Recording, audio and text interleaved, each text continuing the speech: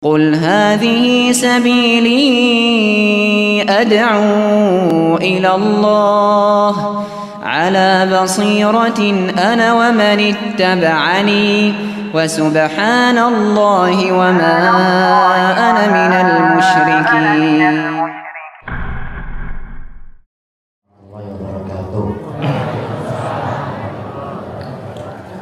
Innal hamdalillah nahmaduhu wa nasta'inuhu wa nastaghfiruh wa na'udzu billahi min shururi anfusina wa min sayyiati a'malina may yahdihillahu fala mudilla lahu wa may yudlil fala hadiya lahu wa asyhadu an la ilaha illallah wahdahu la syarika lahu wa asyhadu anna Muhammadan abduhu wa rasuluh.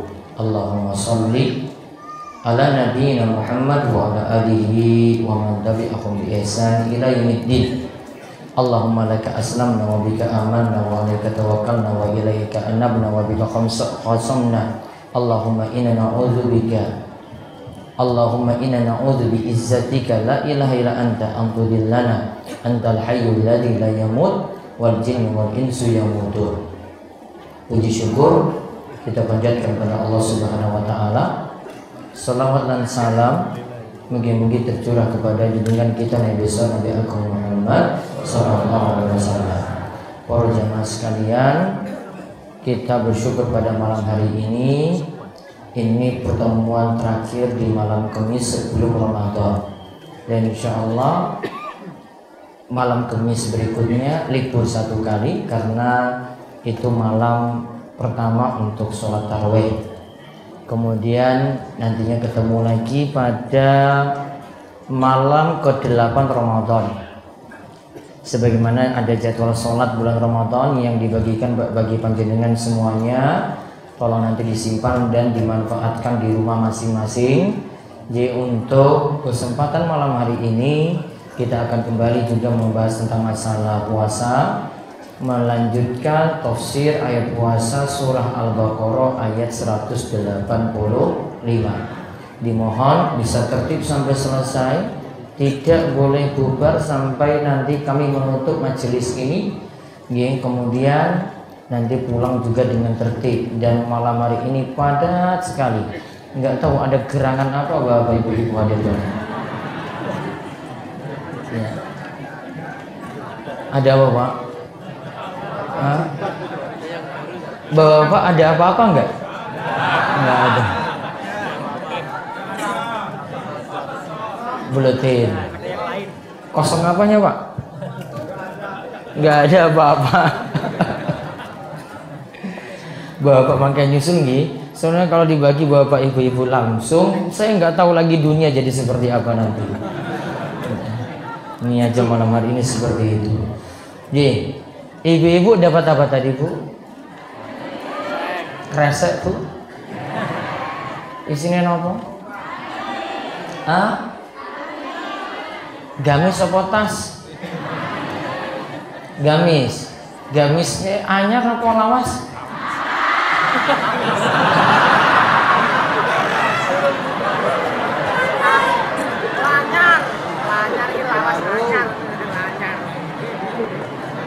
Insya Allah itu nanti manfaat.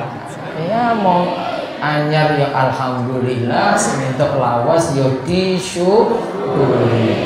Oh, berarti ibu-ibu ini sulit bersyukur je katanya. Ya Bapak aja nggak dikasih apa-apa, masya Allah, sabarnya bukan main. Sabarnya pol. Terus ibu-ibu, itu pakaiannya mau dipakai untuk apa Bu? Ngaji nopo jagung?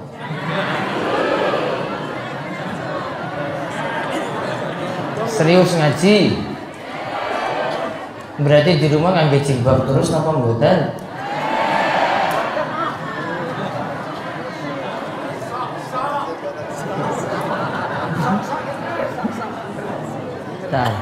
Tak tarik nafas dulu.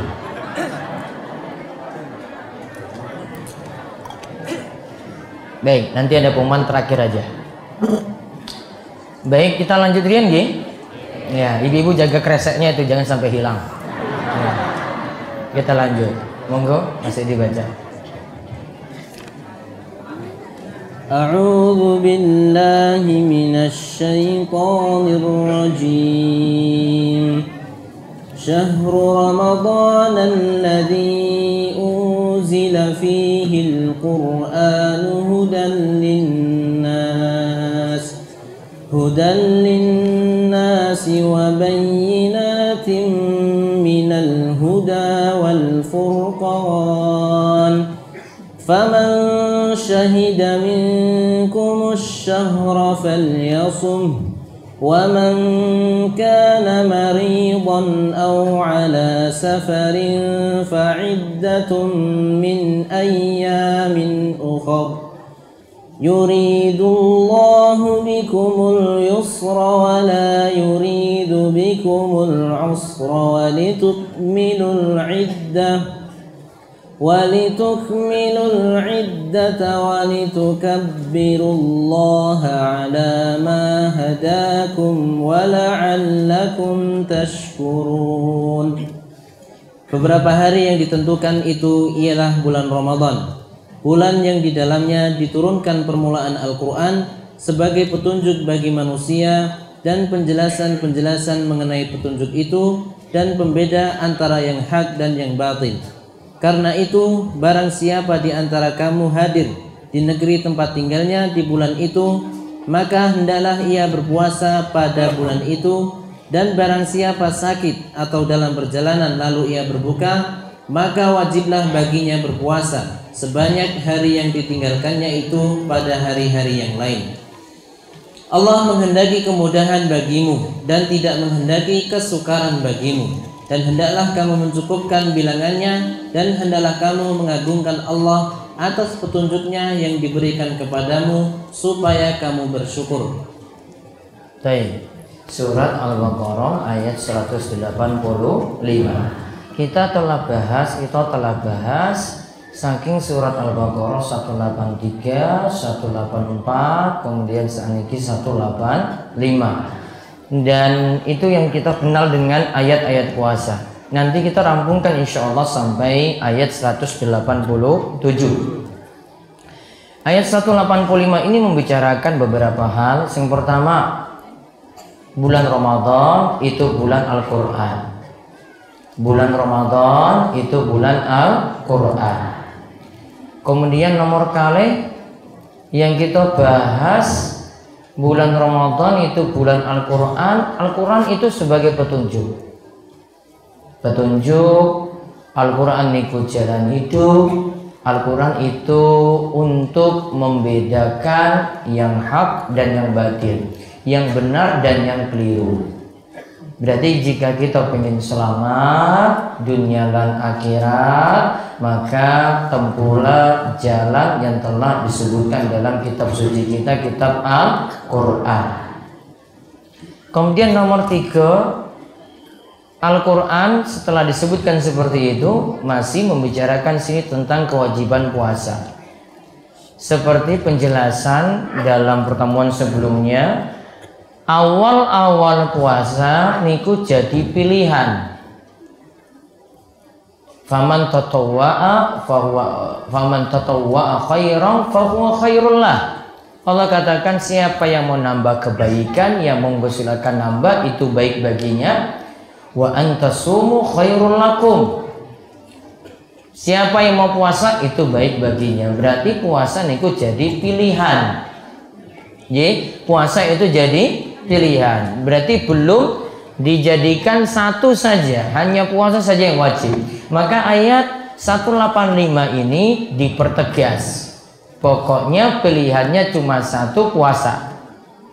Sedangkan fidyah nanti wonten riwayat seperti yang kita sebut di pertemuan sebelumnya saking Ibnu Abbas, bahwa fidyah nanti akan dijalankan bagi tiang sepuh. Yang akan dijalankan bagi tiang sepuh. Kemudian disebutkan lagi di sini tentang orang yang dapat keringanan saat puasa. Di situ disebut tiang sakit, kemudian musafir yang melakukan perjalanan jauh, lantas dia tidak bisa jalankan ibadah puasa, maka hendaklah dia ganti puasanya di hari yang lain. Lalu disebutkan lagi, Islam itu bawa kemudahan. Yuridullahu bikumul yusra wa la yuridu bikumul usra. Allah menginginkan bagi kalian kemudahan, tidak menginginkan bagi kalian kesulitan. Lalu disebutkan lagi, kita diperintahkan menyempurnakan bulan Ramadan.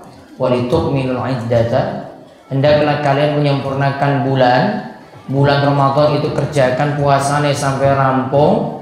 Setelah itu walitukabbirullah, disuruh takbiran, memperbanyak takbir di akhir Ramadan. Sudah berganti ke bulan Syawal, kita diperintahkan untuk memperbanyak takbir. Lalu takbir ini tujuannya kita bersyukur kepada Allah Subhanahu wa ta'ala. Nah, saat ini dibahas, dibacakan dulu wonten lanjutan dalam ayat sebelumnya. Dalam ayat sebelumnya disebutkan bahwa puasa dijadikan pilihan, yaitu boleh menunaikan fidyah, boleh memilih puasa, namun puasa itu lebih baik. Inilah inti yang diterangkan dalam ayat ini. Nah, sekarang yang kita bahas puasa dalam ayat 185, bulan Ramadan, bulan Al-Quran. Dalam Sahihain dari Ibnu Abbas radhiyallahu anhuma, ia berkata, Nabi SAW adalah orang yang paling gemar memberi. Semangat beliau dalam memberi lebih membara lagi ketika bulan Ramadan. Tatkala itu Jibril menemui beliau. Jibril menemui beliau setiap malamnya di bulan Ramadan. Jibril mengajarkan Al-Quran kala itu, dan Rasul Shallallahu Alaihi Wasallam adalah yang paling semangat dalam melakukan kebaikan, bagai angin yang bertiup. Lihat, disebutkan dalam ayat ini di bulan Ramadan Nabi SAW semangat. Yang pertama, rajin sedekah. Nomor kali, rajin baca Al-Quran. Yang pertama wau, rajin sedekah. Nomor kali, rajin baca Al-Quran. Dan ini lebih bertambah semangat dibandingkan dengan bulan-bulan lainnya. Apa di antara tandanya? Kita lihat Nabi SAW juga pernah bersabda, "Idza jaa Ramadan futihat abwabul jannah wa ughliqat aw guliqat abwabun nar wa sufidati syaitan wa fi riwayatin wa sulsilati syaitan." Disebutkan jika Ramadan itu tiba, pintu-pintu surga itu dibuka, pintu-pintu neraka itu ditutup, setan-setan ketiga itu diikat. Maka di antara makna hadis ini ditambah dengan hadis yang tadi kita baca saking Sahihain, saking Ibnu Abbas, menunjukkan bahwa puasa ketika bulan Ramadan itu masuk, kita akan semangat melakukan kebaikan. Ada yang biasanya malas pagi subuh, tiba-tiba bisa bangun makan sahur. Betul apa betul? Padahal sebelumnya tangi subuh angel banget, berat sekali. Betul? Namun ketika Ramadan tiba, akhirnya bisa tangi subuh. Tanginya jam berapa, Pak? Orang mungkin jam 3. Ibu-ibu jam pinten, Bu? Ibu-ibu yang paling rajin loh dibanding jenengan loh, Pak. Ibu-ibu jam pinten, Bu, bangun, Bu? Persiapan masaknya jam pinten? Jam 3 atau jam 2? Jam 2? Masak apa, Bu? Paling gur panaskan saja yang sudah ada di untuk buka. Ketika wis matang baru Bapak tangi ya toh. Nah, berarti 3:30 paling Bapak. Orang mungkin jam 1, paling nonton bal-balan itu jam 1. Nah, berarti Ada yang malas-malasan bisa semangat lagi. Maksiat juga semakin kurang. Yang mabuk ya berkurang lah. Kita tidak katakan itu nggak ada yang mabuk di bulan Ramadan. Yang nyolong masih ada, masih lah, tapi berkurang. Ada sendal yang masih hilang? Masih? Di bulan Ramadan? Masih. Ya keliru, mudah-mudahan. Dan Allah mudah-mudahan maafkan kalau keliru. Ya. Kemudian di bulan Ramadan masih ada yang nekat lakukan yang haram-haram? Masih? Mulut masih sulit dijaga di bulan Ramadan masih ada? Masih. Bapak matanya masih jelalatan? Innalillahi wa inna ilaihi raji'un. Masih itu ya? Biasanya jelalatannya di mana? Lihat TV apa di jalan? Dua-duanya. Kenapa Pak di jalan Pak? Mubazir. Kalau ini apa alasannya?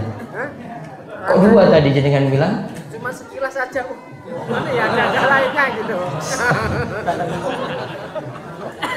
Oh no ya. Berarti masih ada yang lakukan maksiat namun berkurang. Dan setan ketika itu juga diikat. Berarti maksiat-maksiat juga semakin berkurang. Namun setan masih berkeliaran atau tidak? Masih. Setan dari mana? Setan kepala hitam. Setan kepala hitam. Setan kepala hitam. Ya. Manusia berarti. Ya. Ya bisa juga. Namun perlu dipahami, ada yang masih diganggu setan, ada beberapa sebab sebagaimana dikatakan oleh Imam Qurtubi. Ada 3 sebab. Yang pertama, karena puasanya nggak benar, puasanya nggak serius, jalani rukunnya cuma jalani rukun puasa saja, nahan lapar, nahan haus. Namun untuk maksiat masih jalan, maka setan masih tetap bisa menggoda di situ. Ya, sehingga masih ada yang mungkin nggak selingkuh di bulan Ramadan. Ada nggak yang selingkuh di bulan Ramadan? Iya, ada nggak kasusnya? Wadah. Banyak. Astagfirullah, Ramadan masih selingkuh banyak lagi nih. Namun masih ada seperti itu. Berarti tidak jalankan puasa dengan benar. Yang kedua, setan masih berkeliaran dikarenakan atau tadi godaan untuk maksiat masih ada dikarenakan ada hawa nafsu, di mana hawa nafsu itu selalu mengajak kepada kejelekan. Ya, nafsu itu biasanya ngajak pada kejelekan. Tadi mata tadi itu mau ditahan-tahan, wah ini mumpung cantik, ayu.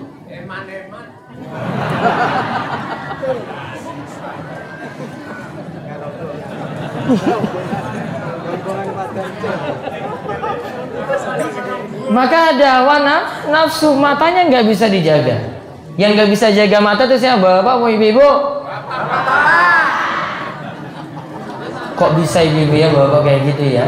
Berarti tugas ibu-ibu ada satu ibu-ibu, biar bapak itu matanya nggak jelalatan, puaskan mata bapak-bapak di rumah. Dan yang ayu, yang cantik lebih daripada perempuan di luar. Gitu ibu-ibu. Jangan make upnya itu nanti ketika mau among tamu, ketika ingin acara jagong dan yang lainnya, wah itu luar biasa ayune ya Allah. Namun kesehariannya malam-malam luar biasa. Baunya bau apa bapak-bapak ini istrinya? Bau balsem. Astagfirullah. Bau balsem remason.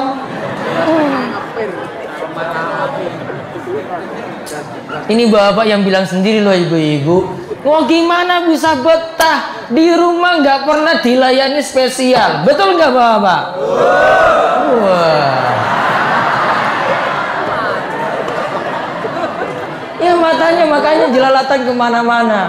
Namun coba kalau di rumah itu, masya Allah nganggo lipstik, ayu banget. Mungkin suami yang mau pergi proyek hari Senin itu nggak jadi berangkat proyek gitu. Wah, istriku itu wes ayu neng omah. Pokoknya nggak mikir duit lagi lah. Pokoknya mau di rumah saja. Bisa ibu-ibu kayak gitu? Bisa? Apa butuhnya apa biar bisa dandan di rumah? Hah? Butuh tambah uang jajan? Yo minta sama suami. Jangan minta ke saya. Minta sama suaminya. Ya, namun semuanya itu untuk masalah nafkah sesuai dengan kemampuan.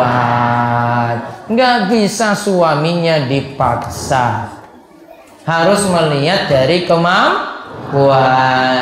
Makanya sering diingatkan supaya ibu-ibu punya sifat qanaah, nerimo aduh. Ibu-ibu sudah nerimo apa belum?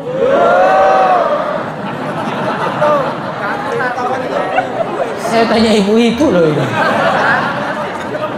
Ibu-ibu pun nerima, Bu?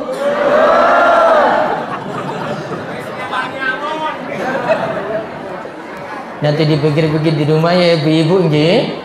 Pokoknya wanita terbaik di dunia ini yang mau nerima. Allahumma amin. Baca lagi coba Ibnu Rajab. Ibnu Rajab Al-Hambali rahimahullah berkata, hadis di atas menunjukkan bahwa dianjurkan bagi kaum muslimin untuk banyak mengkaji Al-Quran pada bulan Ramadan dan berkumpul untuk mempelajarinya. Hafalan Al-Quran pun bisa disetorkan pada orang yang lebih hafal darinya. Dalil tersebut juga menunjukkan dianjurkan banyak melakukan tilawah Al-Quran di bulan Ramadan. Maka di bulan Ramadan sibukkan diri dengan Al-Quran. Banyak para ulama itu liburkan kajian-kajian, pengawasannya itu libur, dia itu konsen untuk kaji Al-Quran. Khusus membahas Al-Quran, entah dia itu baca, entah itu dia itu pahami artinya, entah dia itu berusaha merenungkan Al-Quran. Pokoknya ada yang dia gali manfaat saking Al-Quran. Bisa Bapak Ibu-ibu di masjid-masjid itu diadakan tadarusan Al-Quran, namun dengan cara yang satu baca, yang lainnya itu nyimak. Perhatikan, nanti ada yang salah panjang pendeknya, ada yang harusnya nggak pakai tasdid di situ dia baca keliru. Ada yang harusnya bacanya nun, dia bacanya itu mim. Ya, itu harus diperhatikan. Jadi ada yang bisa memandu untuk membenarkan bacaan Al-Quran. Dan kadang kita dari kecil iki wis ngaji, namun ada yang bacaannya masih belum benar. Contoh, niki untuk perbaikan Bapak Imam Masjid. Kalau baca Al-Fatihah, niki terutama Al-Fatihah nggih, ya. Itu perlu diperhatikan, ain itu dibaca ain. Ya, kalau yang dulu pas ngulang Iqra atau diulang Iqra itu bacanya nga, mangke diganti. Biasanya pas baca iyyaka na'budu wa iyyaka nasta'in, nginnya itu dia baca. Harusnya wa iyyaka nasta'in, kan masih pakai nga. Iya tak? Nah ini terutama yang sepuh-sepuh, itu nanti diperbaiki sehingga bacaan mulai saking Al-Fatihah itu bisa benar. Ada yang tasdidnya niku dereng pas, ada yang bacaan panjang pendeknya bahkan surat Al-Fatihahnya juga belum pas. Nanti kalau ininya bermasalah, biasanya itu azan juga bermasalah. Ya. Biasanya apa? Nah, hayya 'alal shalah. Hayya 'alas shalah, bukan hayya 'alal shalah. Atau sholahnya dia tekan. Hayya 'alas shalah, enggak boleh. Ya, shalah di situ buatan tasdid. Tasdidnya enggak ada. Ya, kadang karena ini sudah dari dulu nggak ada yang tegur, akhirnya ya seperti itu terus. Mudah-mudahan nanti sini ada pembinaan takmir khusus yang terutama untuk pembetulan cara-cara baca tadi, sehingga cara bacanya itu bisa benar. Nanti kalau kerjasama kalian PCM ya, pimpinan cabang, itu bisa untuk memperbaiki hal-hal tadi.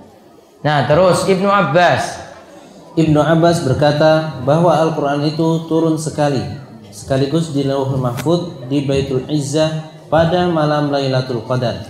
Al-Quran niku turun sekali, diturun sekaligus secara utuh pada malam Lailatul Qadar di Lauhul Mahfuz, terjaga di sana. Namun nanti diturunkan berangsur-angsur sesuai dengan masalah-masalah. Nah, diturunkan ayat ini karena masalah ini, turunkan ayat ini lagi karena masalah ini, seterusnya seperti itu.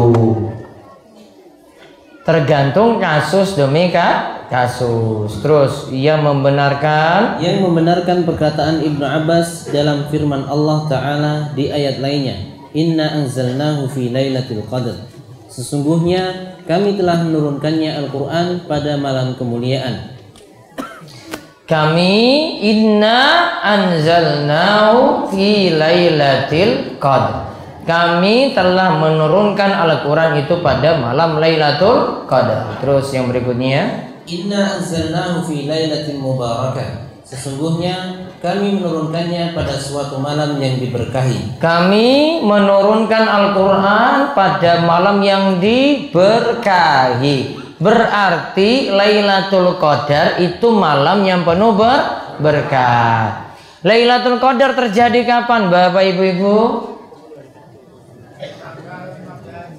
Tanggal pinten? 15 Nova 17. Lailatul Qadar kapan?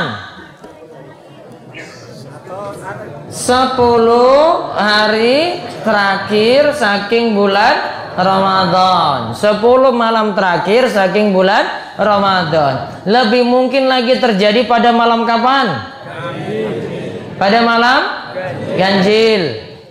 Malam ganjil tadi, apakah cuma malam ganjil saja, tidak mungkin malam genap? Mungkin nggak malam genap? Masih memungkinkan juga. Ada penjelasannya sendiri tentang hal itu. Intinya Lailatul Qadar carilah di 10 hari terakhir saking bulan Ramadan. Bisa dengan melakukan iktikaf. Iktikaf itu diam, berniat untuk ibadah, berdiam di masjid. Masjid mana? Iya, masjid masing-masing. Apakah masjid di musola kantoran itu bisa dipakai untuk tempat iktikaf? Nggak ada sholat 5 waktu, cuma waktu zuhur kalih ngasar? Nggak bisa. Berarti di masjid yang ada sholat 5 waktu. Dan Allah katakan tentang itikaf, disebutkan nanti kita bahas pada ayat 187 saking surat Al-Baqarah, wala tubashiruhunna wa antum akifuna fil masajid. Dan janganlah kalian mencumbu istri kalian sedangkan kalian sedang beritikaf di dalam masjid. Berarti itikaf itu dilakukan di dalam masjid. Kemudian disebutkan Lailatul Qadar, ada beberapa pengertian. Lailatul Qadar yang dimaksud adalah malam ditetapkannya takdir. Karena setiap tahunnya Allah menetapkan takdir pada malam Lailatul Qadar. Karena ada istilah takdir yang ditetapkan ketika kita berada dalam janin. Ada yang namanya takdir tahunan. Takdir tahunan itu ditetapkan pada malam Lailatul Qadar. Ya, takdir tahunan ditetapkan pada malam Lailatul Qadar tadi. Juga ada pengertiannya, Lailatul Qadar itu maksudnya malam penuh kemuliaan. Ketika itu tanazzalul malaikatu warruhu fiha. Turun malaikat. Dan juga ar-ruh. Ar-ruh itu siapa? Jibril. Turun pada malam Lailatul Qadar tadi. Dan ketika malaikat itu turun, pasti selalu bawa berkah, pasti selalu bawa ketenangan. Berarti kalau malaikat tidak mau masuk atau tidak mau turun, berarti tidak ada berkah, tidak ada ketenangan. Contoh, malaikat tidak mau masuk di dalam rumah yang di situ dipelihara anjing. Paham anjing? Anjing boleh nggak dipelihara? Untuk berapa tujuan? Dulu pernah kalau sebut. Untuk berburu. Terus keamanan apa? Keamanan untuk jaga hewan ternak. Terus untuk jaga tanaman. 3 berarti nggih? Berburu, jaga hewan ternak, jaga tanaman. Boleh nggak untuk jaga rumah? Karena rumahnya banyak emas di situ. Ya, di rumahnya banyak uang di situ. Boleh nggak pakai anjing? Boleh atau tidak? Pernah kula sebut bahaya memelihara anjing ada berapa? 3. Yang pertama, malaikat tidak mau masuk dalam rumah. Yang kedua, berkurangnya pahala tiap harinya apa? 1 qirat. Dalam riwayat yang lainnya 2 qirat. 1 qirat itu bagaimana? Sebesar gunung Uhud. Terus yang ketiga, anjing najis napa mboten? Najis napa mboten, Bu? Najisnya mukhaffafah apa mughalladzah? Oh, ora paham toh mukhaffafah mughalladzah. Mukhaffafah niku apa? Najis ringan, mughalladzah berat. Satunya lagi najis apa? Mutawassithah. Najis mukhaffafah, najis mughalladzah, najis mutawassithah. Najis yang mughalladzah contohnya anjing. Karena disuruh cuci 7 kali kalau dijilat. Yang kedua najis mukhaffafah. Contohnya apa? Kencing bayi laki-laki yang belum mengkonsumsi makanan jadi makanan pokok. Kok bisa cuma bayi laki-laki? Ya iya, sejak kecil itu laki-laki sudah ngeyel terus. Dan para ulama katakan ngeyelnya bayi laki-laki itu kencingnya nggak bisa satu tempat. Betul nggak Pak? Jenengan pas kecil kayak gitu dulu? Wah, paham berarti. Nakalnya gimana ketika kecil? Bayi laki-laki tidak bisa kencing satu tempat, buat ibunya jadi repot. Ya tahu betul nggak ibu-ibu? Ngurus anak lanang lebih berat apa anak wedok? Lanang? Berarti suaminya juga diurus repot juga berarti. Urus laki-laki itu susah. Ya. Nah berarti ya untuk bayi laki-laki tadi itu masuk ya sebelum mengkonsumsi makanan jadi makanan pokok masuk najis apa? Mukhaffafah. Najis mutawassithah selain najis mughalladzah dan selain najis mukhaffafah tadi. Selain najis berat dan selain najis ringan seperti kencing dan yang lainnya. Yang pencuciannya pencucian biasa. Balik ke masalah anjing tadi, berarti ada mudarat memelihara anjing, ada 3 hal tadi. Kembali ke Lailatul Qadar, intinya Lailatul Qadar itu malam penuh berkah.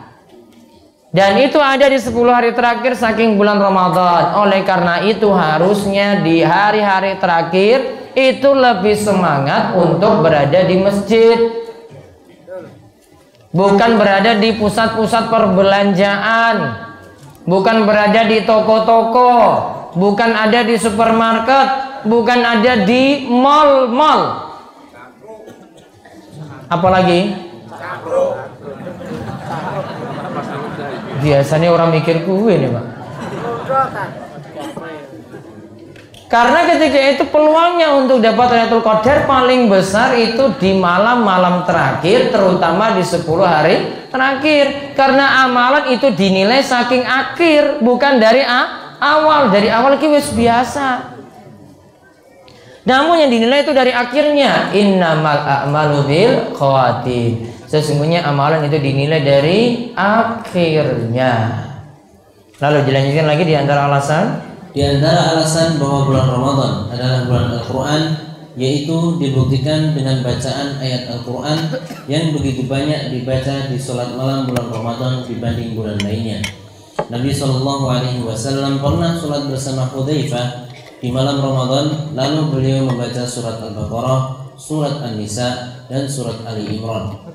Jika ada ayat yang berisi ancaman neraka, maka beliau berhenti dan meminta perlindungan pada Allah dari neraka. Nabi itu 1 rakaat itu baca Al-Baqarah, 1 rakaat itu baca An-Nisa, 1 rakaat masih 1 rakaat ini masih 1 rakaat baca Al-Baqarah 2,5 juz, baca surat An-Nisa, dia lompat dari surat Ali Imran terus balik baca surat Ali Imran. Itu cuma 1 rakaat. Makanya kalau sholat tarawih dengan kanjeng Nabi itu selesainya mau mendekati subuh,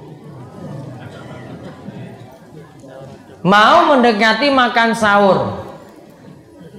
Itu untuk sholat apa? Malam. Sholat tarawih bersama kanjeng Nabi. Bapak ibu-ibu sholat tarawihnya berapa menit? Nah, 1/2 jam itu paling lama ya. Sekarang lihat lagi. Begitu pula Umar bin Khattab. Begitu pula Umar bin Khattab pernah memerintahkan kepada Ubay bin Ka'ab dan Tamim Ad-Dari untuk mengimami sholat tarawih. Dahulu imam sholat tersebut membaca 200 ayat dalam 1 rakaat. 200 ayat rakaat. 200 ayat dibaca rakaat. Saya nggak tahu jamaah di sini itu nanti kalau imamnya itu seperti imamnya yang pada masa Umar bin Khattab, ini nggak tahu itu keadaan jamaah di belakang. Paling bubar di luar. Ya, itu paling nggak ada lagi kalimat-kalimat atau nggak ada dehem-dehem lagi. Ya, biasanya bapak kayak gitu ya. Ya, atau imamnya suwe kan ada tadi kayak gini. Iya kan? Batal apa mboten niku? Sholatnya batal? Batal kalau keluar 1 kalimat, 1 kata. Kalau itu belum. Batuk batal mboten? Mboten. Kalau keluar 1 kata. Ya, misalnya nah itu tadi ya, itu batal. Terus sampai-sampai ada jamaah, sampai-sampai ada jamaah yang berpegang pada tongkat karena saking lama berdirinya. Dan sholat pun selesai dikerjakan menjelang fajar. Di masa tabi'in yang terjadi, surat Al-Baqarah dibaca tuntas dalam 8 rakaat. Jika dibaca dalam 12 rakaat, maka berarti sholatnya tersebut semakin diperingat. Lihat, dibacakan surat Al-Baqarah dalam 8 rakaat. 8 rakaat. Kadang itu baca surat Al-Baqarah 12 rakaat, berarti dia peringan lagi berdirinya. Itu diselesaikan 1 malam untuk baca surat Al-Baqarah. Selesainya mau menjelang subuh, sampai diantara mereka itu sholat ini ya, pegang tongkat ketika itu. Saking lama berdirinya. Namun di sini kadang kita mesti memperhatikan karena ini masalah imannya para sahabat, para tabi'in itu sangat-sangat kuat sehingga mereka itu ketika sholat seperti itu buta banget. Sedangkan para imam di tempat kita ini mesti menyadari keadaan jamaah seperti apa. Saya sering negur kalau orang luar itu sholat di sini, ya terutama di sekitar pesantren, di masjid-masjid yang lainnya, terutama ini orang-orang dari luar datang misalnya lagi KKN di Panggang misalnya, kadang tidak memperhatikan kondisi jamaah, padahal itu jamaahnya itu senang banget baca kul. Senang kan kalau dibaca ini pas tarwih ya tak? Iya kan? Karena pinginnya suratnya pendek-pendek, singkat-singkat gitu. Ketika dikondisikan itu dengan surat panjang, wah pada ngeluh semua jamaah itu. Ustadz itu kemarin KKN-nya itu baca lama sekali. Mereka komentar itu tanda mereka itu nggak bisa seperti itu. Berarti sesuaikan nanti dengan kondisi jamaah. Terus yang berikutnya. Al-Quran adalah sebab hidayah. Syekh Abdurrahman bin Nasir As-Sa'di rahimahullah berkata, bulan Ramadan terdapat karunia yang besar. Karunia tersebut adalah dengan diturunkannya karunia Al-Quran yang mulia. Di dalamnya terdapat hidayah untuk maslahat dunia dan akhirat. Al-Quran juga menjelaskan kebenaran dengan penjelasan yang sejelas-jelasnya. Al-Quran juga menerangkan manakah yang benar dan batil, manakah petunjuk dan manakah kesesatan, manakah orang yang akan bahagia dan akan sengsara. Baik, Al-Quran itu jalan petunjuk. Nih maaf, ini saya cerak-cerak ini. Mic-nya di setel kurang ini, kurang loss. Coba ada sound ini biar saya suaranya nggak terlalu ini. Di setel seperti awal tadi. Nggak usah diubah-ubah. Tes. Baik. Al-Quran itu jalan hidayah. Ya. Al-Quran itu jalan hidayah. Berarti kita mau dapat petunjuk itu dengan mempelajari Al-Quran. Al-Quran nanti akan bedakan mana jalan yang benar, mana jalan yang sesat. Al-Quran akan tunjukkan kepada kita mana ini jalan yang sesuai dengan tuntunan, mana yang tidak sesuai dengan tuntunan. Ada beberapa sebenarnya ritual-ritual yang sering kita jalankan, namun ini jauh saking tuntunan. Ini makin diperjelas nanti kalau kita kaji Al-Quran, lebih mendalam lagi kalau kita kaji saking hadis-hadis Nabi Shallallahu Alaihi Wasallam. Maka kalau kita kaji Al-Quran akan dapat kejelasan. Misalnya masalah hukum tayamum atau hukum wudhu, itu sudah dikaji dalam surat Al-Baqarah, surat Al-Maidah ayat ke-6. Mengenai hukum puasa itu sudah dikaji pula di dalam surat Al-Baqarah tadi yang kita kaji 183 sampai 187.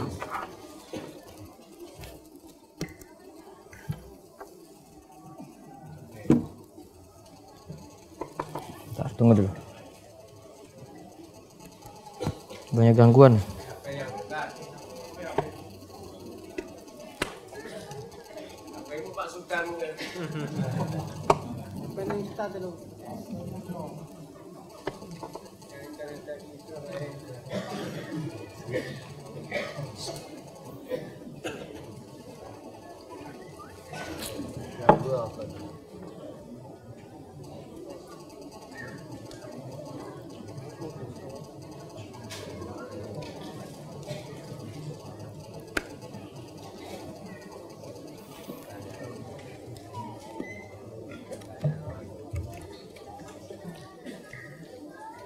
Sudah?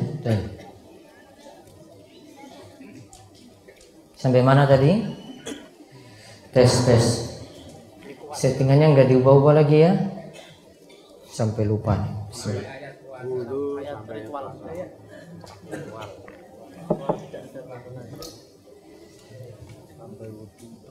Sampai ayat mana tadi? Ayat wudhu, kemudian ayat tayamum, kemudian ayat puasa. Nanti kalau kita kaji lagi tentang masalah zakat, penyaluran zakat itu di surat Al-Maidah ayat 60.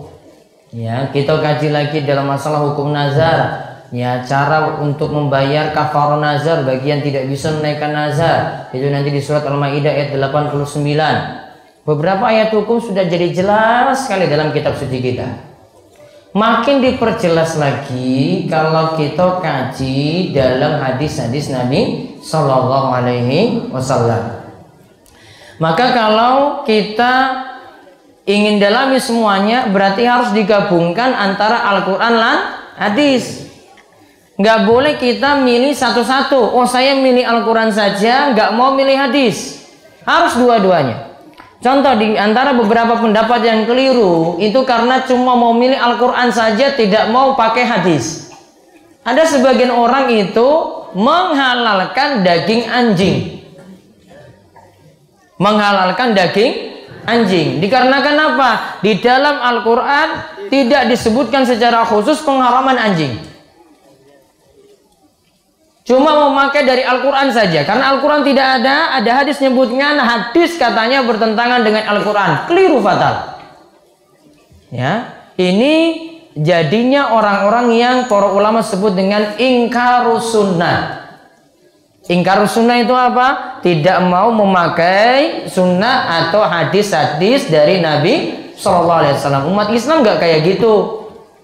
Kalau Islam jadi muslim yang tulen, jadi muslim yang benar, Al-Quran dipakai, hadis juga dipakai. Kadang tidak ada penjelasan secara detail dalam Al-Quran, hadis yang tambahkan di situ. Contoh pengaraman hewan-hewan itu nggak banyak disebutkan dalam Al-Quran. Nantinya juga ada hadis. Contoh misalnya hewan jalalah. Pernah dengar hewan jalalah? Pernah lihat lele itu makannya itu kotoran? Atau mungkin ada di tengah-tengah jenengan itu lele seperti itu. Dikasih makan apa itu berarti? Kotoran apa? Manusia. Ditaruh di sapi tank berarti? Iya. Cepat lemu nggak? Cepat berisi? Nah, sekarang pertanyaannya, itu halal apa mboten? Ibu-ibu, halal apa mboten, Bu? Wah, ini urung paham ya kan? Padahal ini hewan yang bermasalah ini. Karena isinya dia itu makan najis. Kotoran tadi kan najis. Setiap hewan yang konsumsinya itu najis, maka masuk dalam kategori hewan jalalah. Hewan jalalah itu haram dimakan. Berarti lele yang pakannya itu kotoran, jadi lele yang haram. Paham Bapak? Paham ini? Nah, terus sekarang lelenya mau diapain coba kalau sudah terlanjur seperti itu? Di karantina apa dibuang? Wah, wes dibuang aja lah, nggak apa-apa. Rugi? Wah, eman-eman meneh tuh iki. Caranya gimana berarti? Di karantina, dipindah ke kolam yang bersih, diberi pakan yang bersih, mungkin sekitar 1 minggu lah. Lalu itu dikasih pakan bersih terus, baru boleh untuk dimakan. Namun nggak boleh muter-muter saya di sini. Oh, kalau gitu nggak apa-apa Ustadz, kita taruh dulu di septic tank, baru pindahkan ke kolam yang bersih. Ini ngeyel-ngeyelan tenang nih. Nggak boleh. Yang dilakukan awal itu salah. Namun kalau sudah terlanjur maka harus dikarantina dulu untuk membersihkan najis-najisnya tadi. Paham je Bapak? Paham? Berarti asalnya tadi kalau hewannya makan najis disebut hewan apa tadi? Jalalah. Jalalah hukumnya apa? Haram. Ini sering banget loh di sini. Ya, nggak boleh lagi seperti itu. Beri pakan yang halal. Ketika itu mau diberi pakan, ya pakan yang halal, nggak boleh dengan makanan yang najis seperti itu. Kalau dia makan yang najis, masuk hewan jalalah. Ini tidak disebutkan dalam Al-Quran. Cuma ada penyebutannya dalam hadis. Kemudian ada juga beberapa hukum kaitannya dengan hukum-hukum rincian, tata cara sholat, tata cara wudhu. Itu baru kita dapati lengkapnya itu dari hadis. Sekarang puasa menjadi wajib. Allah Subhanahu wa taala berfirman, "Faman syahida minkumus syahra falyasum." Karena itu barang siapa di antara kamu hadir di negeri tempat tinggalnya di bulan itu, maka hendaklah ia berpuasa pada bulan itu. Lanjut lagi di bawahnya. Ayat di atas menerangkan bahwa puasa itu jadi wajib bagi yang mampu, sehat dan hadir atau mukim. Ayat tersebut menghapus hukum sebelumnya di mana puasa dan fidyah adalah pilihan. Namun rukhsah atau keringanan tetap masih ada dikenakan bagi orang yang sakit dan musafir di mana ketika mereka tidak mampu puasa maka mereka hendaklah mengqadha di hari lainnya. Baik, bagi yang jadi musafir atau yang sakit ketika tidak puasa maka dia ganti di hari lainnya. Namun dalam ayat ini faman syahida minkumus syahra falyasum, siapa yang menyaksikan awal bulan maka hendaklah dia berpuasa. Maka berarti puasa jadi satu pilihan saja. Tinggal fidyah itu diwajibkan bagi tiang sepuh. Bagi orang yang sepuh, yang sudah tua renta, yang tidak mampu lagi puasa, maka nanti gantinya itu fidyah, seperti yang dijelaskan pada kesempatan sebelumnya. Lalu bagaimana untuk ibu-ibu hamil dan menyusui? Ayat yang berlaku yang lebih tepat bukan dengan fidyah, namun ayat yang berlaku yang dibahas dalam ayat 185 ini. Wa man kana maridhan aw ala safarin fa iddatun min ayyamin ukhra. Siapa yang sakit atau jadi musafir lantas tidak puasa, hendaklah puasanya itu diganti di hari-hari yang lainnya.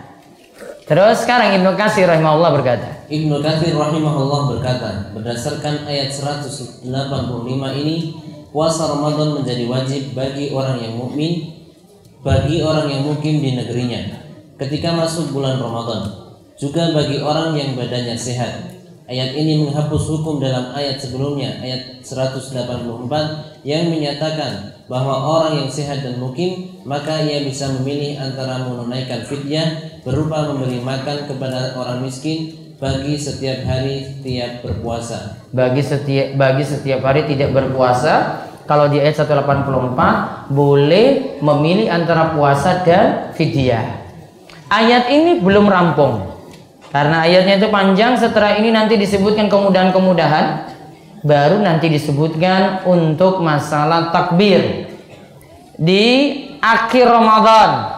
Kita nanti setelah puasanya itu rampung, diperintahkan untuk bertakbir. Nanti kita akan jelaskan pada pertemuan berikutnya. Dan takbir di sini intinya untuk mensyukuri nikmat yang telah Allah Subhanahu wa taala anugerahkan. Oleh karena itu, ya, jalankan puasa dengan sempurna. Setelah puasa ini sempurna kita jalankan, bersyukurlah kepada Allah dengan banyak-banyak bertakbir di akhir bulan Ramadan. Demikian yang kita bahas malam hari ini. Ibu-ibu belum boleh gerak. Ini belum ada persiapan makan sahur loh ini, ya. Gak ada persiapan di rumah. Pokoknya diam dulu sampai rampung kula tutup. Setuju ibu-ibu? Ya. Nanti kokam jewer aja kokam. Kalau ngel-ngelan tuh ibu-ibu di bawah. Ya. Tunggu sampai selesai. Kemudian ada pengumuman dulu sambil nunggu pertanyaan masuk. Yang pertama, untuk malam Sabtu di Karangrecek ada seperti biasa. Dan mohon maaf, untuk malam hari ini transport yang diberi cuma separuh saja dikarenakan ini tablik akbar sebagaimana sudah diumumkan. Begitu juga di Karangrecek, besok malam Sabtu itu juga akan diberikan separuh transport. Ya, separuh transport. Kemudian yang kedua, bagi para jamaah yang sudah daftar, terutama para takmir sudah daftar daurah 3 hari, 10, 11, 12. Besok mulai dari jam 7 pagi daftar ulang, langsung sarapan jam 8 mulai.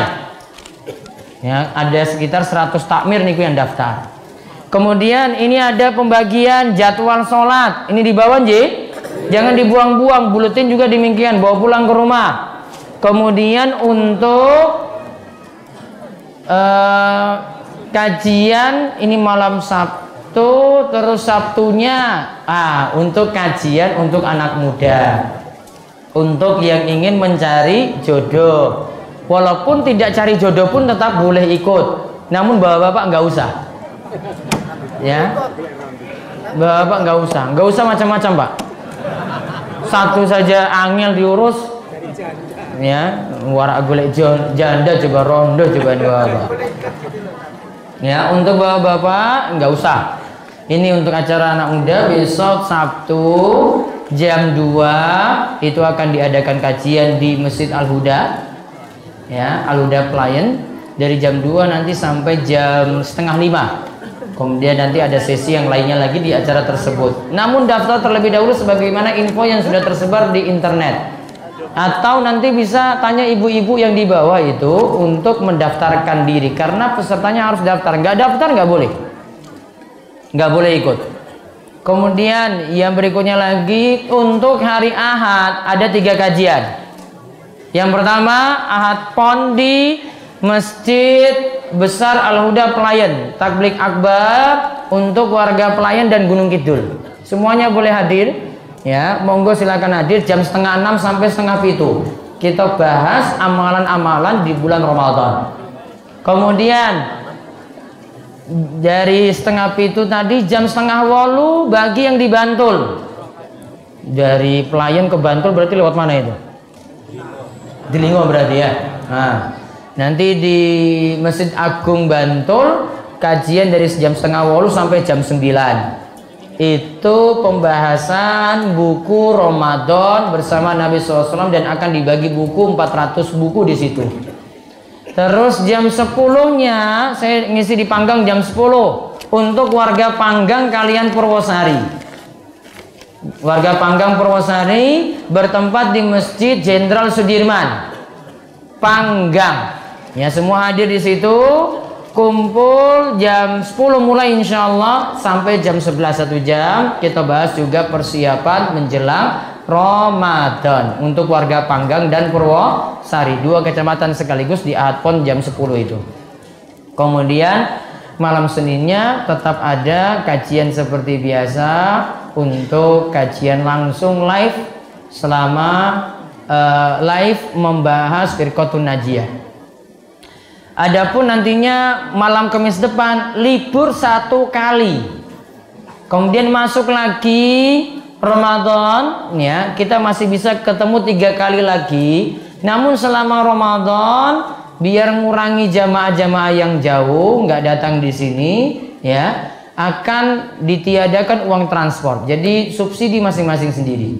Ya, selama bulan Ramadan sampai akhir Ramadan nantinya. Sampai nanti malam Kamis terakhir itu malam ke-29. Ya, malam ke-29. Mau tarawih di sini boleh. Nanti kalau ada yang mau buka puasa, insya Allah juga akan disediakan buka puasa untuk kajian malam Kamis. Nanti lanjut tinggal malam Kamis. Mau tarawih di sini juga boleh. Namun tarawihnya itu normal, habis itu selesai jam 8 misalnya, 8:30 mulai untuk kajian malam Kamis. Sekarang recek juga kajiannya ada seperti biasa malam Sabtu. Yang ditiadakan itu kajian Sabtu Kliwon dan Sabtu Legi yang ada di Masjid Besar Al-Huda Pelayan. Sedangkan kajian saya di Jogja kosong sampai bulan Juli. Ya, Juli pertengahan baru dimulai lagi. Ya, gitu. Monggo jika ada pertanyaan, Pak Parji dulu baca lewat WhatsApp, lewat radio 0812 281 85131. Iya. Assalamualaikum warahmatullahi wabarakatuh. Wah, ini radio langsung nih berarti. Ya, monggo Bu.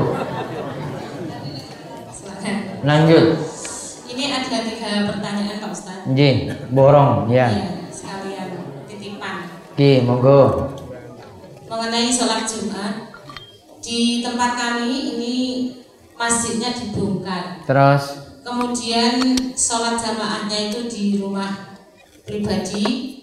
Terus bisakah sholat Jumat di dalam rumah itu Ustaz? Padahal di lingkungan itu juga ada masjid-masjid untuk Jumatan. sholat Jumatnya di mana? Di rumah. Samping masjid. Di rumah jamaah warga sekitar itu pindah ke rumah karena masjidnya dibongkar sehingga Jumatnya di rumah juga. Yang kedua kalinya saya mendapat pertanyaan ini, mohon nanti dibantu dijawab Pak Ustadz. Itu yang pertama saya jawab dulu. Tetap sah. Tidak sah. Tetap sah. Oh, tetap sah. Iya. Terus yang kedua? Yang kedua, bagi orang yang suka membaca Al-Quran, nanti di hari akhir amalnya akan datang seperti bidadari. Itu ditanyakan apa dalilnya, atau kalau Al-Quran surat apa, mohon dijelaskan. Ya, yang kedua belum bisa saya jawab. Ya. Bidadarinya juga nggak tahu saya. Belum bisa jawab, belum bisa jawab ya guru saya. Dari amalnya itu mungkin itu Pak Ustaz. Waduh, belum tahu itu. Bidadari saya, istri saya masih tetap lebih cantik daripada bidadari. Kemudian Terus yang ketiga. Yang selanjutnya, ketika kita mendapatkan musibah atau kesusahan, kita selalu ingat kepada Allah Subhanahu wa Ta'ala. Ketika kita mendapat kebahagiaan, kadang-kadang kita akan lupa dengan pemberian Allah Subhanahu wa Ta'ala. Bagaimanakah cara untuk bersyukurnya. Baik. Yang terakhir masih. Bentar, saya jawab dulu.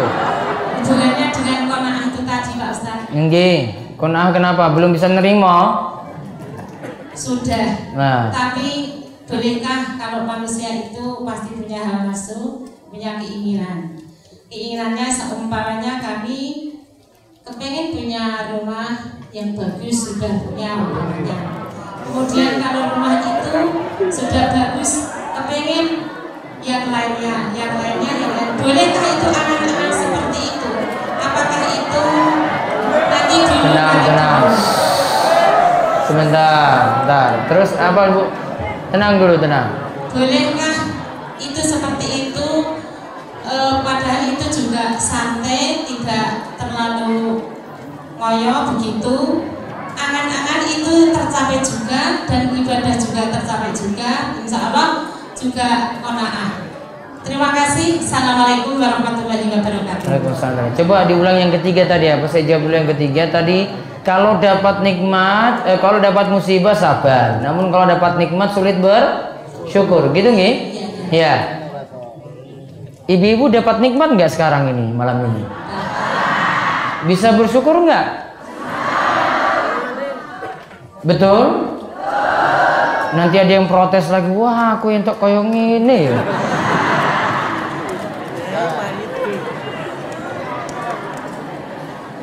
Berarti harus rajin-rajin untuk bisa menerima apapun pemberian dari Allah, mulai dari yang sedikit. Maka ingat, sifat nerimo itu bukan berarti kita tidak boleh dapat dunia, masih boleh. Namun gimana kita menyikapi ketika kita dapat dunia tadi, bisa nerima nggak dengan yang sedikit? Kalau bisa menerima dengan yang sedikit, itu berarti qanaah. Namun kalau nggak bisa nerima, nah itu berarti jadi orang yang sulit bersyukur dengan nikmat Allah. Jadi pertanyaan yang ketiga dan yang keempat terjawab dengan kalau mau nerima, maka kuncinya adalah bisa menerima pemberian yang sedikit. Kata Nabi SAW, "Malam yushkiril qalila lam yakun yushkiril katsira." Siapa yang sulit mensyukuri yang sedikit, maka mustahil dia bisa mensyukuri yang banyak. Sampun ji? Nah sekarang lewat radio dulu Pak Parji. Wah, waalaikumsalam warahmatullahi wabarakatuh. Ya, satu lagi terakhir langsung. Ji, satu terakhir ini langsung ya. Pertama, saya kalau ziarah itu katanya musyrik. Kalau ziarah kemana? Ke kuburan. Kapan? Ya kapan-kapan aja. Terus yang kedua, kalau ziarah disebut musyrik. enggak, itu tuduhan enggak benar. Kenapa disebut musyrik? Ya nggak tahu. Dia tanya. Ya nggak tahu ya, katanya cuma musyrik gitu aja. Tanya sama yang bilang musyrik itu, kenapa saya disebut musyrik? Gitu aja. Terus yang kedua, Ustaz. Ya jadi nggak benar kalau ziarah kubur itu identik dengan musyrik, nggak benar. Kecuali kalau dia lakukan ritual-ritual yang menyimpang kalau berada di kuburan.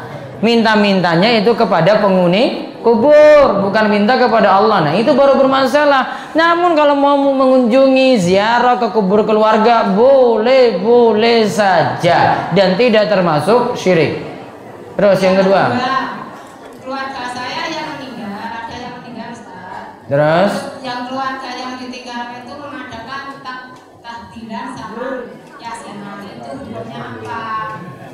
Makasih. Yang kedua tadi keluarga melakukan selamatan kematian gitu Bu. Isinya apa?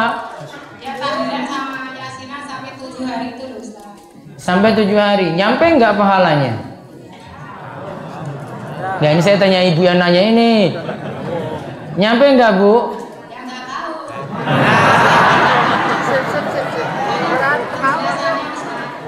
Ya ibu saja nggak tahu, saya juga nggak tahu itu nyampe apa tidak. Kata orang-orang katanya nggak boleh.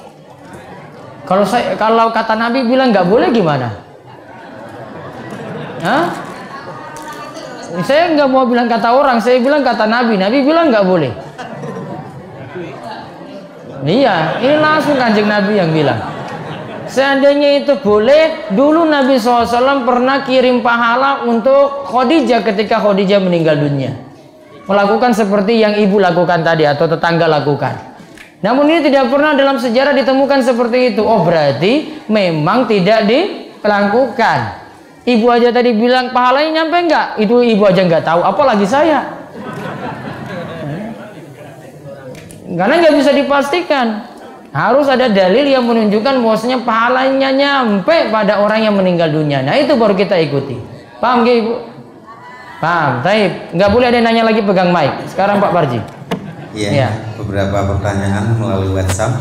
Yang Ya. pertama, Assalamualaikum warahmatullahi wabarakatuh, Ustaz. Waalaikumsalam warahmatullahi wabarakatuh. Saya sering mendapatkan SMS tentang malam nisfu Sa'ban. Ya. Mereka saling meminta maaf. Ya. Apakah ini ada tuntunan? Tidak ada tuntunan dan itu amalan yang mengada-ngada. Dikarenakan pertama, malam nisfu Sya'ban hadis-hadisnya dhaif menurut jumhur ulama.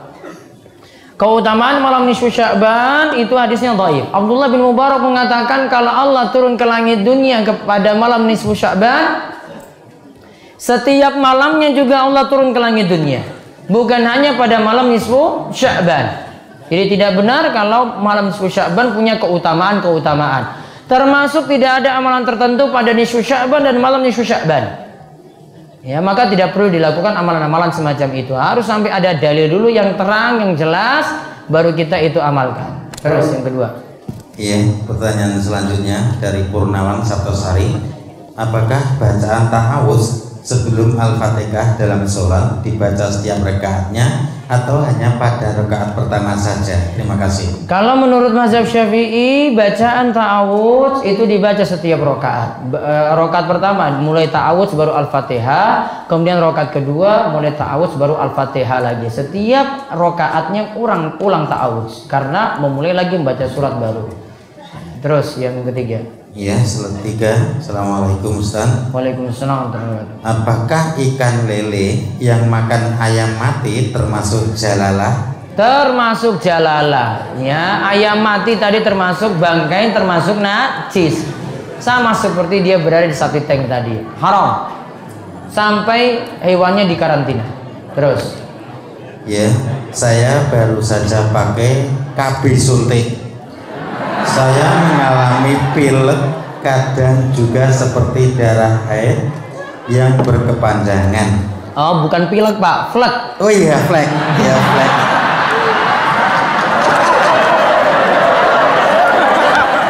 Ya, maaf kami tidak tahu ini bahasa apa karena ini punya ibu-ibunya itu ya.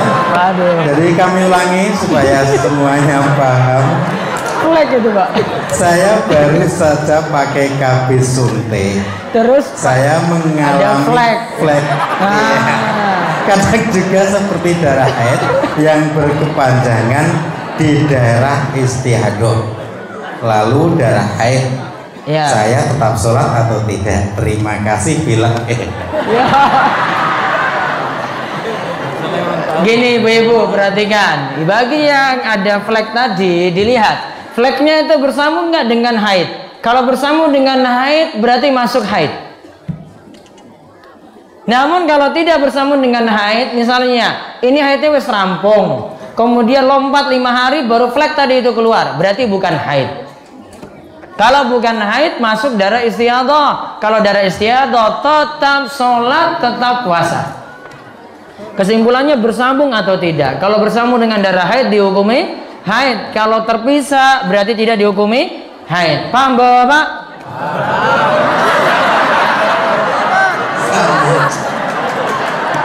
Ibu-ibu paham kalau saya ngomong kayak gini? Nah, ibu-ibu paham gak? Nah, Bapak juga harus paham ini. Jangan-jangan jenengan macam-macam pas haid, coba gimana? Musibah. Ya, jadi tadi itu bukan pilek, namun apa? Flek. Itu. Terus.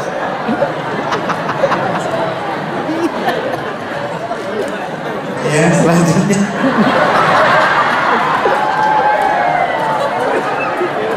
Meriah sekali kajian malam hari ini. Selanjutnya pertanyaan dari WhatsApp. Ustaz, saya mau tanya, sholat di belakang imam yang melakukan syirik sah atau tidak? Terima kasih. Syiriknya apa dulu?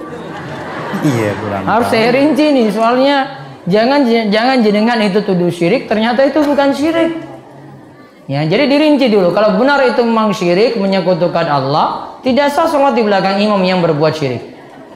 Namun kalau itu bukan syirik, namun istilah dia saja, misalnya karena melakukan amalan yang tidak ada tuntunan, itu tidak sampai syirik, maka tetap sah sholat di belakangnya. Gitu. Jadi dirinci lagi. Saya nggak bisa jawab itu jadi tidak sah. Perlu dirinci karena amalannya tidak dia sebut. Terus berikutnya.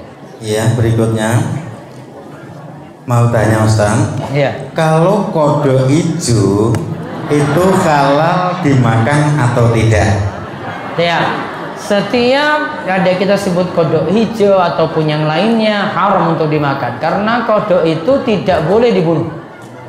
Setiap hewan yang tidak boleh dibunuh tidak boleh dimakan.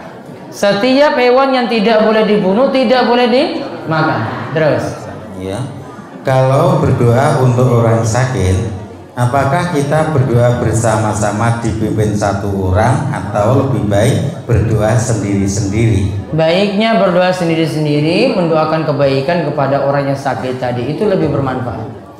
Terus. Yang selanjutnya melalui SMS saya buka terlebih dahulu, mungkin lewat kertas bisa terlebih dahulu Ustaz. Iya. Sahkah sholat apa ini? Ini bukan flag lagi ini sholat ini. Pak, kalau kredit barang misalnya kredit HP dan harganya berbeda dengan harga cash, harganya lebih mahal, itu termasuk riba atau bukan? Dirinci. Kalau dia cuma bayar dengan si penjual, maka kalau penjual itu kasih harga kredit itu sekian, kreditnya lebih mahal daripada cash, itu boleh-boleh saja. Gak mungkin penjual itu kasih harga sama, rugi dia karena waktu dia kasih penundaan kok harganya sama dengan harga cash, nggak mungkin. Namun kalau dia libatkan pihak ketiga untuk pembiayaan, ya seperti bapak-bapak, ibu-ibu kalau beli motor itu pakai pihak ketiga, nah itu baru riba di dalamnya. Berarti motornya motor apa? Motornya motor apa? Riba. Tempat saya ikut ngaji ke sini rajin, sholatnya rajin, dan puasa juga rajin. Tapi kalau dalam lebaran masih bikin sesajen, bagaimana hukumnya? Mohon penjelasan dari Ustadz. Kalau ini sesajen untuk selain Allah maka syirik. Ya, puasanya jadi sia-sia, sholatnya jadi sia-sia. Apakah apabila imam berhenti sejenak antara Al-Fatihah dengan surat pendek untuk memberi kesempatan makmum baca Al-Fatihah, apakah termasuk bid'ah? Tidak, masih dibolehkan oleh sebagian ulama. Apakah benar ada dua khusus di antara sholat tarawih saat mau pindah ke sholat tarawih rakaat berikutnya? Biasanya pindah ke rakaat berikutnya baca apa? Apa? Ada sholawat, apa lagi? Intinya tidak ada bacaan khusus antara duduk sholat tarawih. Apa hukum memelihara burung? Boleh nggak memelihara burung? Bapak-bapak? Kenapa boleh? Itu kan menyiksa hewan. Kenapa nggak dibiarkan terbang? Diberi pakan nggak? Diberi. Tetap hidup terus dia? Boleh berarti. Apakah bisa dikatakan khatam 30 juz bila membaca Al-Quran dibagi, misal ada 30 orang, satu orang 1 juz, itu tidak ada tuntunan. Ini orang 30 dikumpulkan, kue juz 1, juz 2, juz 3, 4, terus sampai juz 30. Gitu kan? Baca barengan. Ya, terus disebut, kita sudah hatam Al-Quran. Itu tidak ada tuntunan. Paham? Ya, karena harus ada yang nyimak, baru yang dia nyimak itu artinya sama seperti dia baca. Kalau sendiri-sendiri, uang nanti yang ini salah, nggak ada yang benarin kok. Kejar-kejaran biar cepat rampung. Apakah rahmat Allah bulan Ramadan dibagi menjadi 3 bagian, awal, tengah, atau akhir? Tidak. Namun makin akhir, makin punya keutamaan yang lebih besar. Apakah ada kewajiban mandi besar sebelum puasa Ramadan, padusan, atau mandi besar sebelum bulan Ramadan? Tidak ada tuntunan. Itu cuma tradisi. Ibu-ibu masuk Ramadan nggak mandi besar, nggak padusan, puasanya tetap sah. Doa atau zikir-zikir apa yang afdol dibaca kala kita berdiam atau itikaf dalam masjid? Bebas zikirnya apa. Bisa juga baca Allahumma innaka afuun tuhibbul afwa fa'fu anni. Lebih utama mana, kita membaca Al-Quran yang ada terjemahan atau Al-Quran yang tidak ada terjemahan? Bapak ibu-ibu paham Al-Quran nggak? Sekali baca paham? Ngerti artinya langsung? Apa ratau sinau Arab? Enggak kan? Oh berarti harus baca terjemahan. Itu lebih afdol daripada sekedar baca Al-Quran. Ustadz bermasalahkan masjid yang terdapat kalender yang terdapat foto orang-orang yang terlihat jelas wajahnya, tinggal wajahnya dihapus saja. Kalau wajahnya kelihatan wajah depan. Saya sholat subuh berjamaah, Pak Imam sholat di tempat pengimaman, saya di belakangnya mengikuti sholat Pak Imam. Karena agak terlambat sedikit, punggung Pak Imam saya tepuk. Tapi Pak Imam tidak baca jahar, hanya keras dalam baca Allahu Akbar, ruku dan sujudnya. Bagaimana sholat jamaah subuh saya Pak? Sah. Karena untuk bacanya tadi hukumnya sunnah, walaupun itu untuk sholat subuh. Imam tidak jahar, untuk bacaan suratnya tetap sholatnya sah. Karena ditanya sah atau tidak. Orang yang junub belum mandi besar, kalau mau puasa atau sholat subuh itu sah atau tidak? Kalau sholat subuhnya tidak sah. Kenapa? Wah belum mandi. Sampai mandi dulu. Namun kalau sudah mandi boleh lanjut puasa, sholat subuh dulu kemudian lanjut puasa hari itu boleh. Jadi malam hubungan intim sampai subuh bapak belum mandi tetap masih boleh lanjut puasa. Kemudahan. Paham bapak-bapak? Paham. Malam hari hubungan intim, kemudian masuk subuh itu belum mandi besar, masih boleh lanjut puasa. Paham ini? Berarti boleh hubungan intim di malam hari? Halal? Nah, dengar ibu-ibu. Ya iyalah istrinya sendirilah. Masa sampai mikir kayak gitu?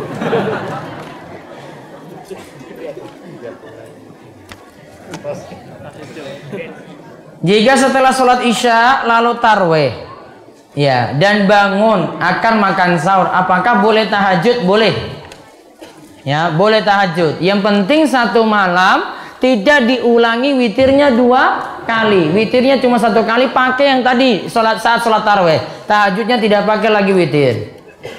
Kebanyakan orang setelah panen buat syukuran dengan istilah rasulan atau buat rasul. Istilah itu benar atau tidak? Saya mesti rinci dulu amalannya seperti apa ketika rasulan. Kalau ada amalan syirik nggak boleh. Ya, kalau cuma sekedar bersyukur saja ngundang orang-orang makan masih boleh. Namun kalau dalamnya ada kesyirikan haram untuk diadakan. Saya sudah sholat tarawih di masjid dan sudah ditutup witir. Apakah saya boleh tahajud lagi? Boleh. Ketika Ramadan jam berapa waktu azan subuh pertama? Jadwal. Namun kalau azan subuh pertama itu biasanya kalau azan 2 kali, berarti sebelum subuh ada azan lagi. Biasanya setengah jam atau 1 jam sebelumnya. Pada khutbah Jumat besok, apakah saya boleh seputar bulan Ramadan untuk isi khutbah Jumatnya? Boleh, boleh saja. Bahkan lebih afdol.